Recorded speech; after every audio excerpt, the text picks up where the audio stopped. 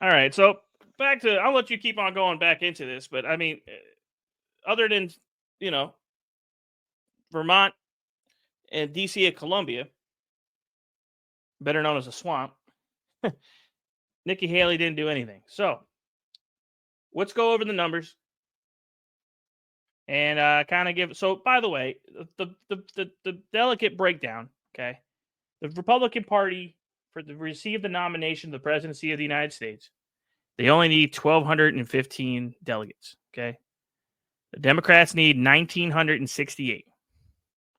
Joe Biden is at 1,818. I'm not sure how. And Donald Trump is at 1,059.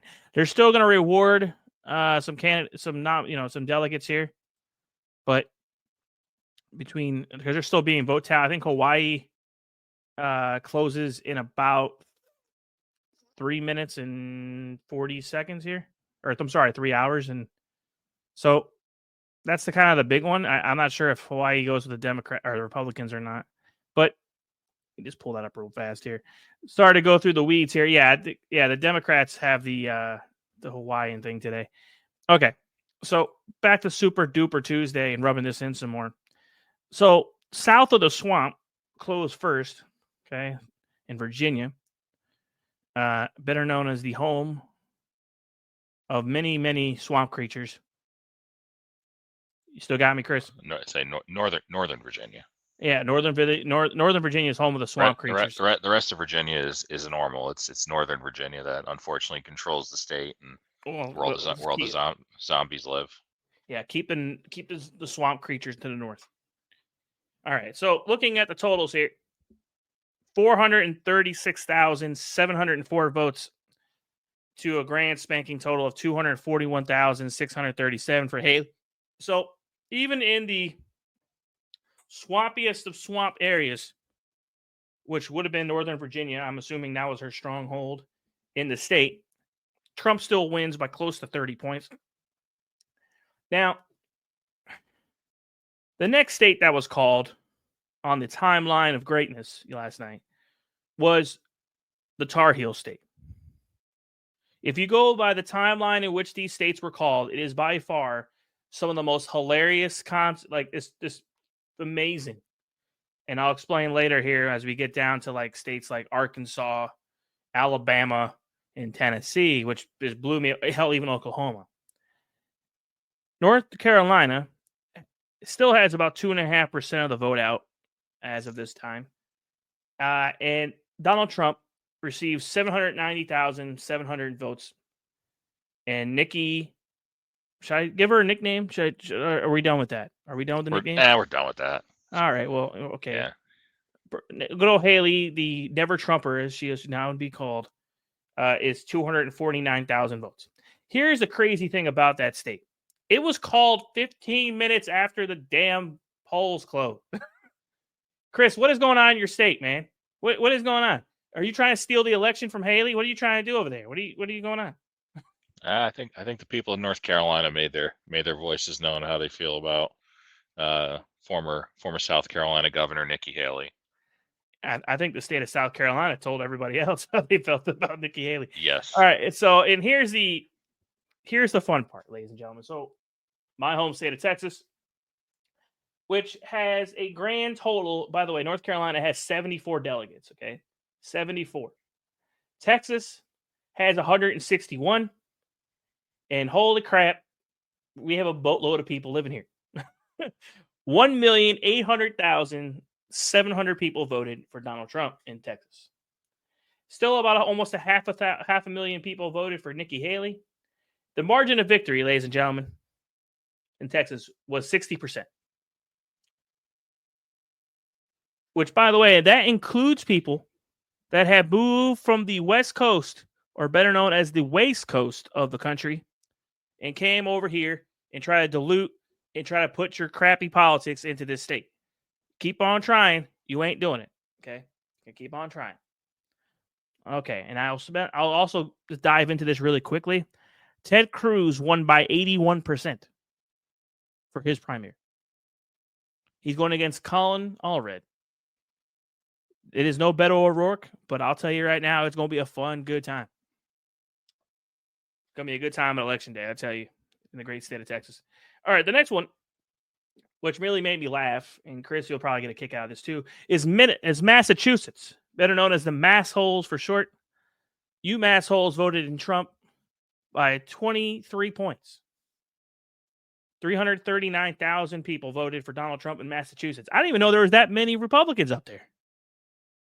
I mean, I guess they call themselves rhinos. I don't know. But you still got me? But it is what it is, man. And the next thing is probably going to be Alabama. Alabama, I'm not quite sure exactly how fast they can count there. I'm happy they can all count. But yeah, they finished tallying their votes up pretty quickly, and Donald Trump won the state by 71%. Now, the one that I got the most kick out of, and I think Chris can agree with me on this, he got the kick out of this too, is Arkansas. Arkansas only has 76% of their expected votes in right now. And they call Donald Trump, it's hilarious. By the way, Chris, I can hear you just fine. You got me? I got you. All right, cool. So Arkansas doesn't even have over 3/4 the amount of votes popped in yet. And they called Donald Trump within 5 minutes. Okay. It took Texas an hour and a half to call it, which is surprisingly enough. I think it was just mainly an AP call more than anything else. I think the Secretary of State kind of knew where this was going, but they waited. Arkansas called theirs pretty quick. The one place that Nikki Haley surprisingly won, which didn't look like she was winning at all during the count, was Vermont. Chris, and I think the total number, by the way, there's only about 70-ish thousand people voted in Vermont in the Republican primary, which is an open primary, by the way. Most states are either closed or open, depending on where you live. Always make sure you check your state laws before you go ahead and register to vote. And how do you vote? But yeah, Nikki Haley won with 36,363. Donald Trump had 33,301. So he literally only lost by about 3,000 votes in Vermont. In an open primary. In an open primary. So this is where, even states like Colorado, Chris, 37 delegates are up for grabs here. Okay. Donald Trump still put out 500,000 votes out in Colorado. And Nikki Haley had about close to 285,000. So he won nearly by 30 points in Colorado, which has gone historically electoral college blue for a long time. Yes, at least since 2004. Yeah. So and then you have Minnesota, as many of you great Midwesterners would call it. Trump had 232,000 votes. He won by 40 points in Minnesota. And that's a state that's gone blue in his electoral colleges. The one that made me laugh the hardest was the one thing I didn't stay up for because I would have not slept at all, was Alaska. Only 13,000 people voted in Alaska. And Donald Trump won single-handedly by 74% of the vote. So I appreciate all you Alaskan people coming out of the woodwork during your hard winter months to vote for the man who is going to be the next Grover Cleveland of our generation. The one place that really didn't surprise me, and I'm actually more surprised by the actual total vote count, was California. And I didn't know that there's many Republicans in California. And believe it or not, they still had 21,000 people vote for Ron DeSantis. I guess they didn't get the memo. I guess those Californians, those liberals, didn't get the memo. I'm sorry. Oh, the rhinos. I'm sorry. All right. But yes, in California, Trump had 1,117,000 people vote for him. And I can tell you, that's still not going to win him the state of California because he's outnumbered by a lot of liberals up there. But it's like 3-1. It's like 3-1, but I'll take it. The difference is, I think, Chris. I mean, the one thing that's kind of a stands out to me is that there's still a lot of numbers up here of people that just don't like Donald Trump. There's just numbers that 33,000, 256,000, 21,000. There's still a lot of people that voted for DeSantis here too. Like, there's also people that voted no preference. There's people that voted non-committal. And that goes into the next topic I think we both want to talk about, and it's kind of scary. Even for the Democrats are about to literally put up a 80-something-year-old man that can't complete a sentence to be their nominee for president of the United States. He is the incumbent president, and he had more votes of uncommittal or non-committal in 2 municipalities in Michigan and Minnesota of populations that do not like him, and they're Democrats. And what I'm talking about, Chris, is Minnesota with the strong Muslim population there, as well as a strong population in Michigan that voted single-handedly. Like, dude, this was pretty crazy. Like, I don't take aback this by anything, but I'll just go into this really briefly for everyone to understand this. I don't think everyone understands uncommitted votes in Minnesota was 47,000 people. Dean Phillips had an extra 20,000 votes. There's still 32,000 votes remaining to be counted in Minnesota as of today. So that's just in Minnesota. President Biden has a huge problem. Heck, he even lost the Samoan American Samoa. Yeah, he lost the Samoans, man. He lost the bloodline, as they say for all your wrestling fans. Put your ones up in the sky. By the way, make sure you watch WrestleMania this year so Cody can finish his story, a.k.a. The Rock. Come back, Hollywood heel Rock is there. Yeah, good times. But in all seriousness, what President Biden is, he's upside down in every single poll. And not just upside down, Chris. He is literally upside down. Like, his job approval numbers are just, I'm not talking about just job approval. I'm talking about, like, on every issue, the economy, foreign policy, inflation. He almost has worse numbers in Congress. He's close. And it's staggering.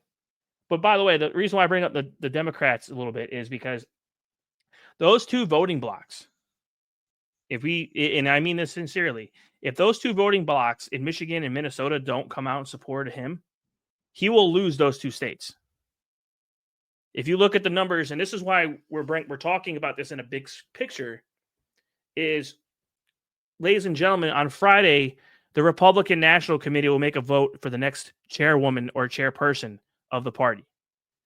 There's 2 people in there that are grassroots, Scott Pressler, that if his voter turnout numbers are exactly what they say they are, we will win the state of Michigan in Pennsylvania, based on his grassroots efforts in populations that just are uncannily just never been done before. So this is where I talk about this. 101,000 people voted against Joe Biden in their own Democratic primary. So that tells me, as a voter, Chris, that you made the effort to go vote in your own primary, but you voted uncommitted. So why would you go drive to a polling place just to go type in that vote? Because you wanted to prove a point. And they did. And in Michigan, that made national coverage because of his foreign policy issues with the war between Hamas and the Palestinians and Israel. So it is a true kind of scary, if you ask me, man. Like, I think I don't ever like to say that we are way ahead of the game here. As a Republican, I always like to play that we're 7 points down. We're coming from behind victory. But there is legitimately a chance here that we can win states that we won back in 2016. Again, it's just a matter of how they play it. And Chris, I think Georgia is going to be in play. I think Pennsylvania is going to be in play. Wisconsin is going to be in play again. Arizona, I think if they got to get Arizona needs to get their state law and in check before we do anything else. There's a lot of back and forth going on between legal fights there, but I mean, it is Super Duper Tuesday, right? So, like, I'm not saying I'm trying to put this in hindsight or put the greatest victory in the Republican primary aside. I think Donald Trump's message, obviously, he addressed his fans and his voters and everybody else and his supporters. He sounded pretty straight up, like saying, "All right, let's go. Let's have a good one. Let's go." Like, it's not. I'm not going to focus on Haley. I'm not going to focus on this. I'm not going to focus on that. It's time to go. I mean, he briefly discussed it this morning when she knocked out. She bowed out, and she should have bowed out 3 weeks ago after she lost New Hampshire. And listen, Chris, I don't know about your opinion on this. I don't see why she ran after New Hampshire. Do you? I mean, the only thing you think of from that perspective is probably her Money? her is money. I mean, probably her donors and the donor class was hoping maybe that she could. I don't know who at this point, who knows why. I mean, they may just want to light money on fire, but I mean, listen, Dave Ramsey would probably hit their ass for doing that. But see, here's the thing: the reason why this episode is kind of more of a happy-go-lucky thing, and it really is. It's not a doom and gloom conversation, but Trump has considerably won over and over and over and over again, not just in the election cycle, but in court. Yes, there are some things that are going on right now within the civil case in New York and some of those cases in New York that need to be reconciled, and I think there's some appeals process. But the Supreme Court of the United States voted 9-0 in his favor. If that's not a strike on everything going on in this country, it is awesome. It really was. Because if you actually read that decision, I knew there was going to be, Chris, and I know you're not a Supreme Court junkie either, but I knew there was going to be a concurrent decision that was written by some of the justices based on how the first one was written. I said they're going to probably come out with their own and why they voted in favor of it or favored against it. And I said, okay, well, that's awesome. They wrote in favor of it. But like the females of the court wrote, like, it was actually pretty nicely written. I would say you have to give the credit to the clerks on this situation because they write really nice. Obviously there's frameworks that get written about on the Supreme Court side and stuff like that, but not to kind of go through the weeds of things, but it's pretty awesome. If you ask me, like that started the week. That was on Monday afternoon. It was like Monday at 11. Trump wins 9-0. I'm like, all right, this is gonna be a good one. It's gonna be a good week. Hope everyone hold your beer, But Chris, I would say to you, what are your recaps or your takeaways from anything here? I mean, are we looking? I mean, there's some things that are going to happen now between now and November, obviously. But I mean, you got any takeaways you kind of want to bring up here before we, have some more fun and start just, kicking the crap out of anything else? Oh, by the way, congratulations, Mark Robinson, for your ass whooping. By the way, congratulations. Yeah, great. I mean, I it's hard to say. I mean, obviously, I think. I mean, yeah, you take some small victories, you enjoy the wins, but I mean, there's still a long way to go in this process, and who honestly knows what's going to happen. And there's to me, there's no way the Democrats, with as much as they despise this man, are not going to try something else, and who knows what that will be, whether it be through legislation, which won't really go anywhere, but just slow down the process, or more legal stuff. I mean, at this point, who knows what they're going to try and do to keep President Trump out of the Oval Office again. There's no way that from now here in March all the way up until November, they're not going to try something else. It's just a matter of time. Well, I mean, and I don't disagree with you, but they are literally throwing everything at this man but the kitchen sink. I mean, literally and figuratively, they have thrown everything at this man.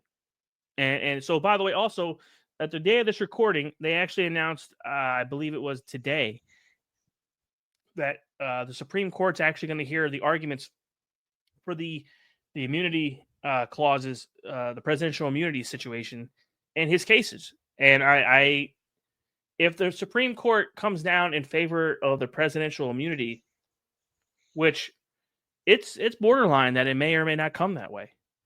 If it does, it throws out the January 6th case. The documents case is very flimsy.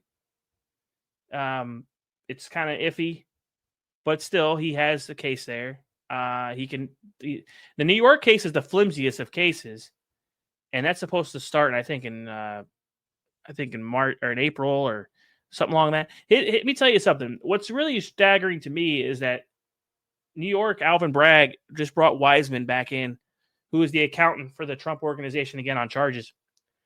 And for a guy that has worked for the Trump organization, he has gotten himself bamboozled by the court system for no reason. I mean, the guy filed his taxes. So, I mean, there's that.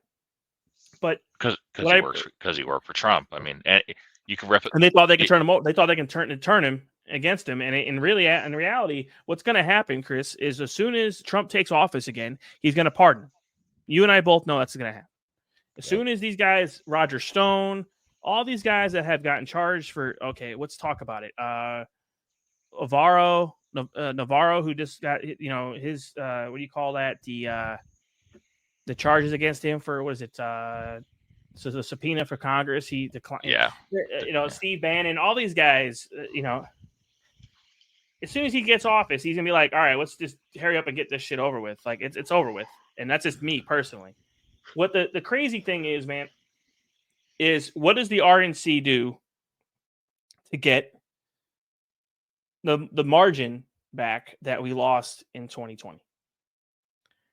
Georgia, I don't know about you, Chris, but Georgia, in my opinion, it's got to be the 2 a.m. voter. Figure out how to not have 2 a.m. voter dumps. I mean, that too, and water main breaks. Don't forget the water main break.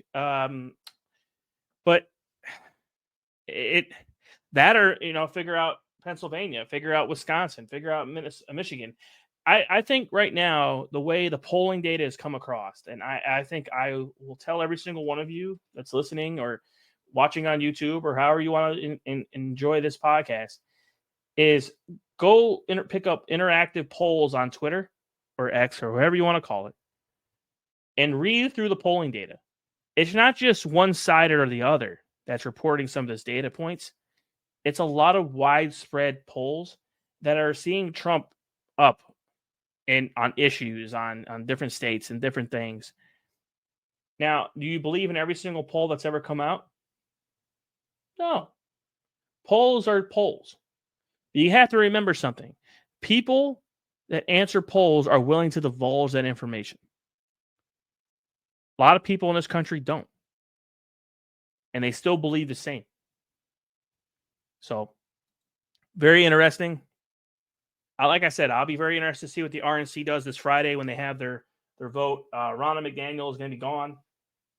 Laura Trump will probably be co-chair. And I'll tell you, there's going to be some grassroots movement. If they actually make the changes for the party on the lower, I mean, listen, the party has to make a change. But the main problem they need to have is that people in Congress need to have a backbone. That's the serious of all seriousness. Sorry, Mike Johnson. You lost my vote, bud. Your budget that you passed today basically gave everything that old crocodile tears wanted, and the House and the Democrats wanted. You gave it to them. Speaking of that, you know what makes me more happier though, Chris? Makes me real excited is that Mr. Magoo, Mitch McConnell, is not going to be minority leader past November. It's going to be fantastic. Mr. Magoo is out as leader of the Senate. It is fantastic. He's still going to be there. Still going to be excited. But, Mr. Magoo, a.k.a. Mitch McConnell, is not going to be the minority leader. Unfortunately, you're going to have to deal with another pushover, better known as, hopefully not John Cornyn. I mean, he's another slouch. But seriously, I who I'll take? I'll take a Mike Lee, or Ted Cruz. I just, what do I know though? Ted Cruz is going to win for another re-election though. It's going to be fantastic to watch. There's no national issue that Ted Cruz isn't destroying this guy on. It's going to be great. But Chris, hopefully your guy for governor, fantastically just beats the crap out of that candidate in office and just wins bigly, But back to this episode. I hope everyone enjoys it. Has a good one. It's a good week to be a conservative. It's a good week to be it's a good week to be an American, dude. Absolutely. It's a beautiful week. Make sure you enjoy this fantastic weather outside if you do have fantastic weather. People on the West Coast, I'm sorry you got snow again. Global warming my ass. It's cold as shit out there. But I'll just enjoy my Texas sun for a little while. But Chris, anything fun going on this weekend? You got anything good going on? Nope. Just carry on. Enjoy the hopefully enjoy the.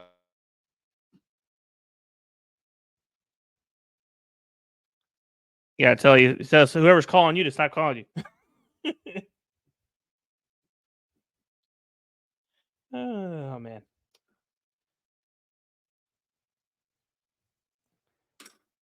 All righty. We're gonna wrap this one up. Appreciate it, Chris, buddy. Appreciate it, dude.